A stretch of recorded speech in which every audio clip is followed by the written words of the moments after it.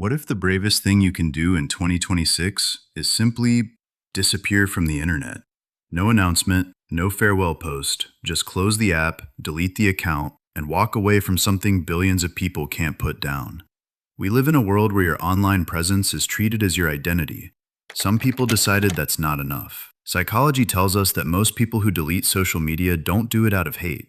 They do it because of a quiet, growing feeling that they were performing a version of themselves instead of actually living. Every post became a question. Will people like this? Will they respond? Do I matter? And at some point, that question becomes exhausting. Psychologists call this social validation feedback loop. The brain gets addicted to likes and comments, the same way it gets addicted to any reward system. And just like any addiction, the moment you become aware of it, you can't unsee it. These people saw it, and they chose out. Here's what's interesting.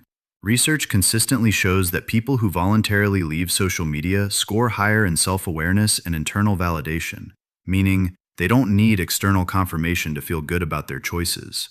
They tend to be deeply uncomfortable with performance, with the idea of packaging their life for an audience, with the gap between who they are online and who they are alone at 2 a.m. There's also something else, a certain psychological courage.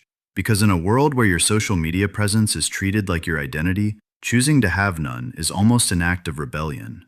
These aren't people running away from the world. They're people who chose to experience the world without a filter between them and it. But this raises something deeper. If you didn't post it, did it happen? If nobody liked it, was it worth doing? Social media has quietly rewired the way humans assign meaning to experience. We go to a concert and film it instead of feeling it. We eat a beautiful meal and photograph it before tasting it. We live moments twice, once in reality, once for the feed. The philosopher Byung-Chul Han calls this the transparency society, a world where everything must be visible, shareable, and validated to feel real. The people who deleted their accounts rejected that premise entirely. They decided that a moment witnessed only by them is still a complete moment, that a life unlived for an audience is still a full life. So what separates someone who deletes social media from everyone else? It's not that they're antisocial. It's not that they're afraid. It's that somewhere along the way, they asked a question most people are too distracted to ask. Who am I when nobody's watching? And they like that person enough to protect them. Maybe the real question isn't why they deleted it. Maybe the real question is, why haven't you? If this made you think, share it with someone still scrolling. Thanks for watching.